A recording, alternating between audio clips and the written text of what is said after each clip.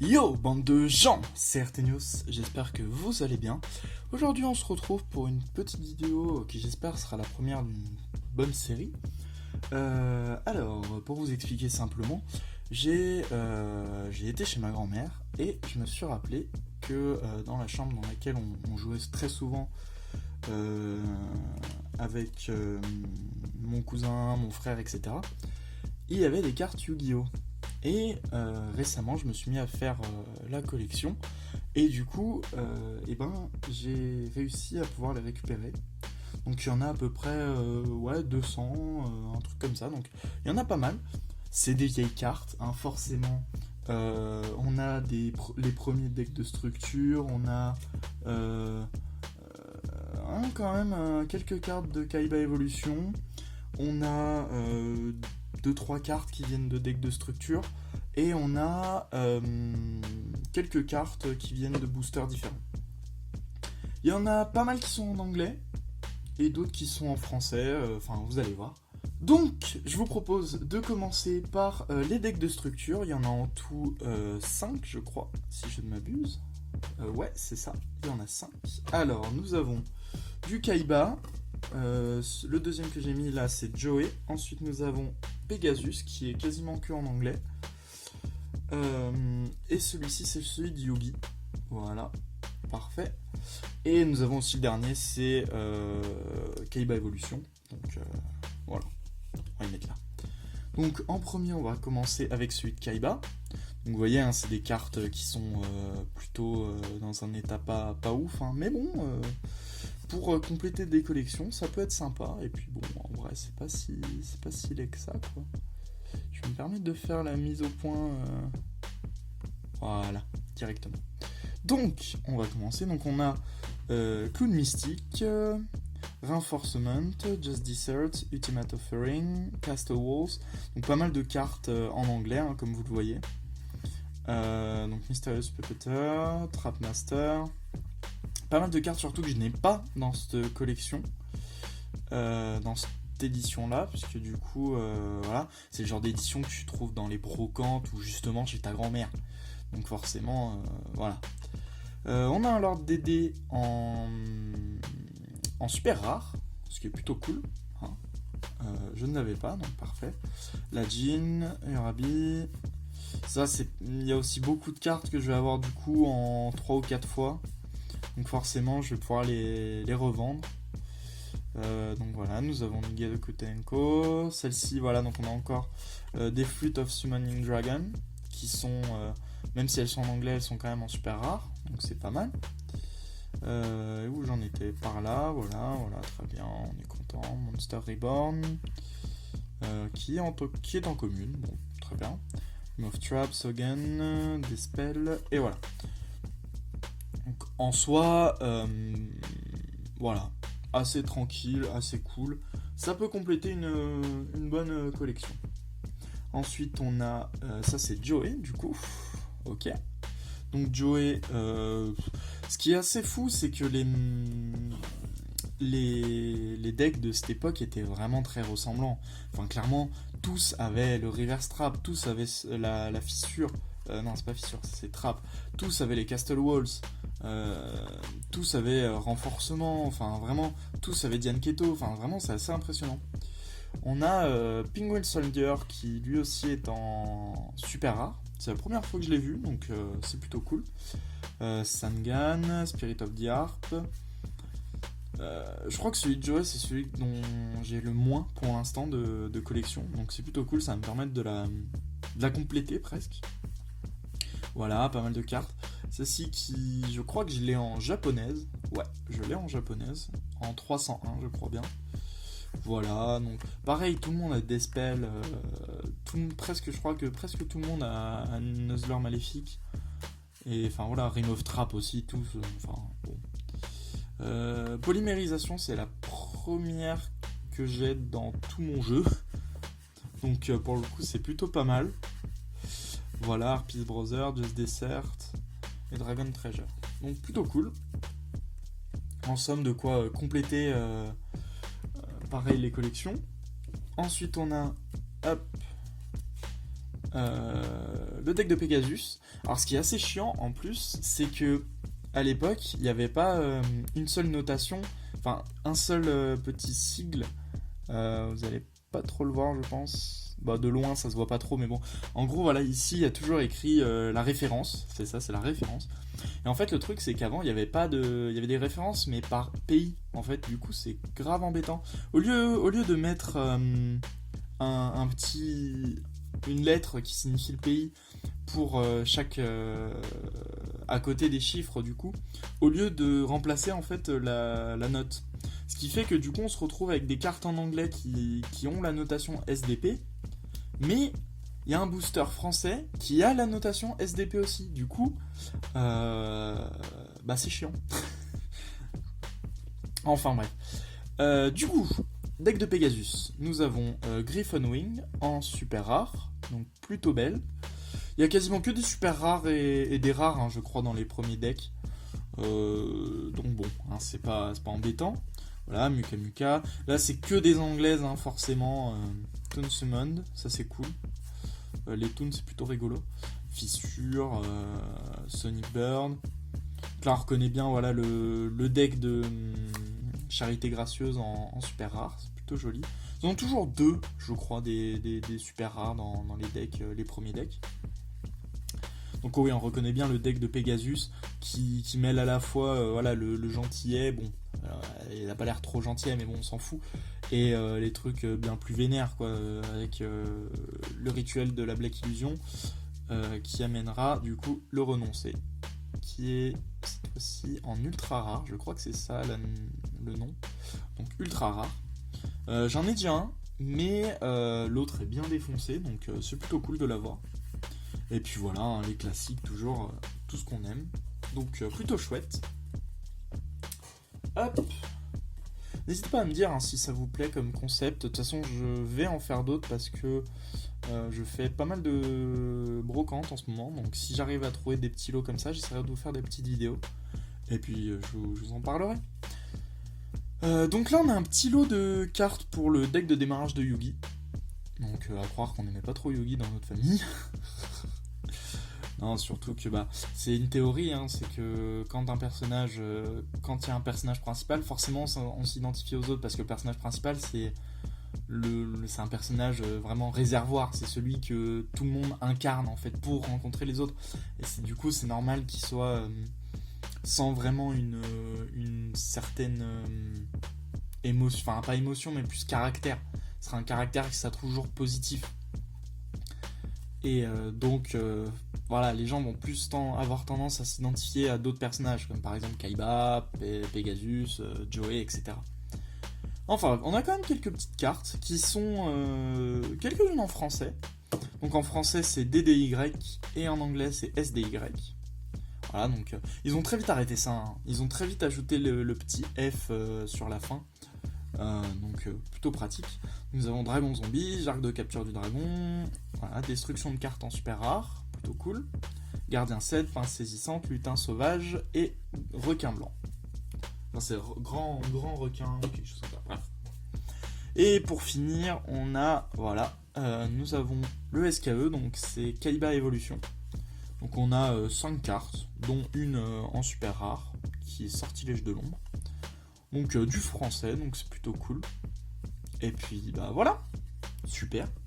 On va passer ensuite au deck de structure, donc j'en ai 3. Il y a peu de cartes, mais il y en a, donc c'est cool. Le premier c'est SDDE, je crois que c'est le deck, c'est un deck magicien, quelque chose comme ça. Donc assez sympa, donc on a fissure dimensionnelle, bannisseur de rayonnement, retour de la dimension différente, dynamique DD et macrocosmos. C'est des cartes qui ont pas je pense qu'elles ont été utilisées, je sais pas du tout, j'étais gamin quand c'était ça, donc voilà, je connaissais pas forcément le metagame, mais bon, leurs effets sont plutôt sympas, donc à voir, j'irai vérifier. Hop.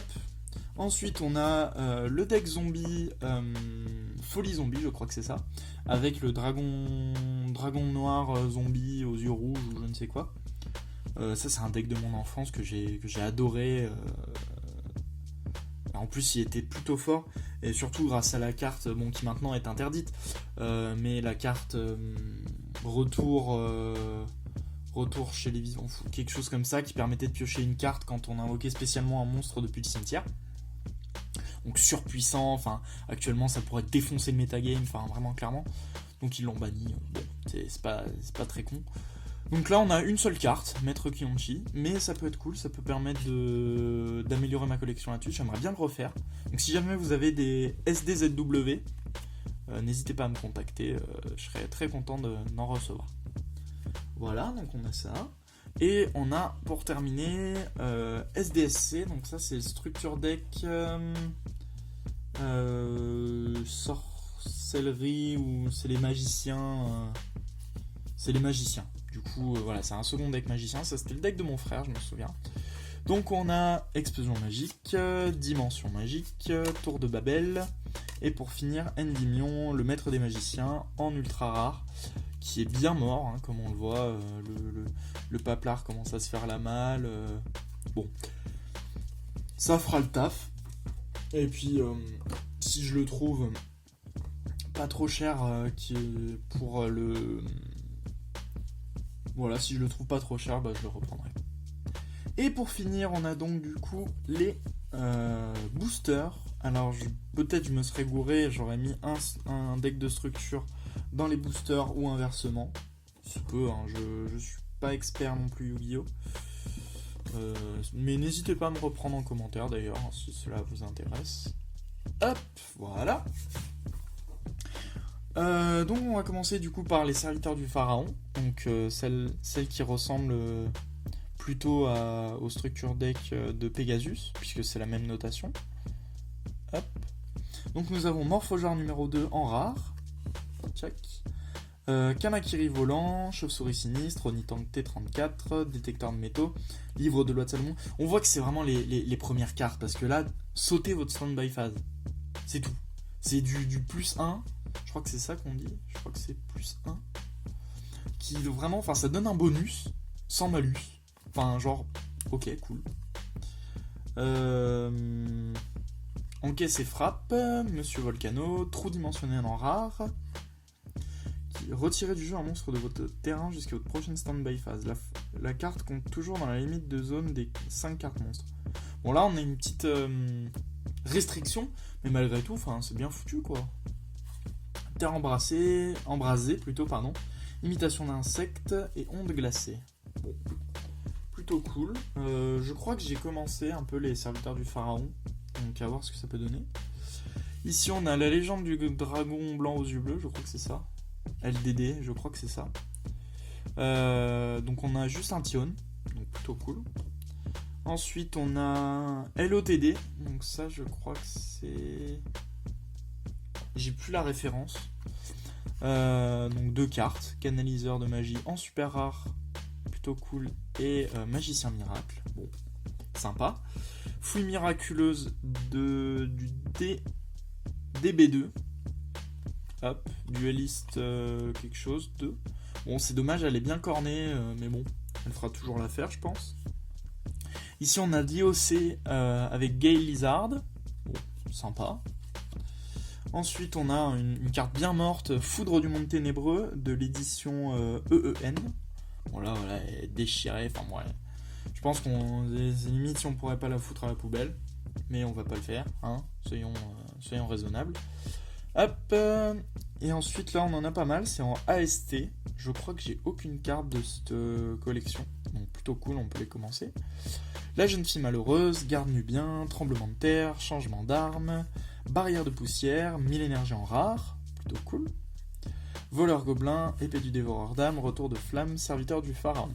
Bon, voilà, très bien pour faire des decks très simples. Vraiment, si vous voulez retrouver les trucs de votre enfance, reprendre les règles de votre enfance, clairement, allez dans des brocantes, choper des cartes comme ça, faites-vous un deck rapide qui était autorisé à l'époque, et jouez. C'est clairement le mieux qu'on puisse faire. C'est sûr que là, maintenant, il y a pas mal de cartes qui doivent être soit limitées, soit interdites, soit jamais utilisées en compète, quoi. Clairement. Ensuite, on a YSD, donc ça, je crois que c'est... YSD, qu'est-ce que c'est? Est-ce que j'ai ma référence? Je crois pas que je vais l'avoir là. Ouais, bon, j'ai pas trouvé, tant pis. Donc YSD, donc on a pendentif noir, pareil à interception, d'Aigreffer le guerrier et le cheval de Troie. C'est cool. Et pour finir, on a du MDM avec Gyozin Duran Marais et Larvas. Hop là. Donc voilà, et pour finir, je voulais juste vous montrer 3 cartes que j'ai trouvées dans ce paquet. 3 cartes qui, vous allez le deviner, sont des contrefaçons. Et il y en a notamment une que je trouve vraiment très très moche, mais du coup qui est magnifique dans sa manière d'être contrefaite. En premier, on a ancien télescope en rare. Bon, on voit la couleur, la forme, enfin je vous mets voilà, une carte magique à côté officielle. On voit la couleur, c'est pas du tout la même. Hop. Et puis même, enfin la qualité du papier, bon vous l'avez pas vous, mais bon c'est pas ouf quoi. Bon ça c'est contrefait clairement. Hop. La seconde c'est Manga Ryoran, qui elle c'est vraiment juste une impression sur papier presque. Enfin vraiment, il y a juste un petit peu cartonné, mais c'est pas ouf quoi, qualité du papier pas ouf. Ici là il n'y a pas du tout le sigle de d'habitude. Là c'est en blanc alors que ça devrait être noir forcément. Donc voilà, bien fausse. Et puis la typo là pareil. Voilà. Et la meilleure pour la fin, clairement, hein, c'est Yozan Ryu, qui est juste magnifique. Admirez-moi ça, clairement. Entre la typo ici, les niveaux, l'image, la typo ici, elle est magnifique. Elle est magnifique, clairement. Un vrai chef-d'œuvre que je vais, malgré tout, que je vais quand même garder parce qu'elle est plutôt marrante. Dites-moi aussi si vous voulez que je fasse une vidéo sur les meilleures cartes contrefaites que j'ai. Bon, pour l'instant, j'en ai pas beaucoup, donc j'en ferai une quand j'en aurai plutôt pas mal qui seront vraiment marrantes parce que c'est sûr que si j'en ai beaucoup qui ressemblent à celle de Ryoran ou alors de l'ancien télescope, c'est pas ouf en vrai, c'est pas très marrant. Quoique ça peut peut-être permettre à certains d'apprendre comment différencier les fausses des vraies. À voir. Donc voilà les amis, c'est tout pour cette vidéo, j'espère que ça vous aura plu. Donc en conclusion, on pourrait dire merci mamie d'avoir regardé cela, de pas avoir juste pris ça pour du papier et d'y foutre à la poubelle. Un peu comme tous les petits jeux de cartes que j'ai inventés quand j'étais gamin. Et puis bah voilà, du coup ça fait une belle collection. Et puis ça permet d'enrichir encore les classeurs et faire quelque chose de sympa. Donc en tout cas, si cette vidéo vous a plu, j'espère que... je l'espère déjà que ça vous a plu. Merci d'avoir regardé jusqu'à la fin. Et puis voilà, à la prochaine. Salut!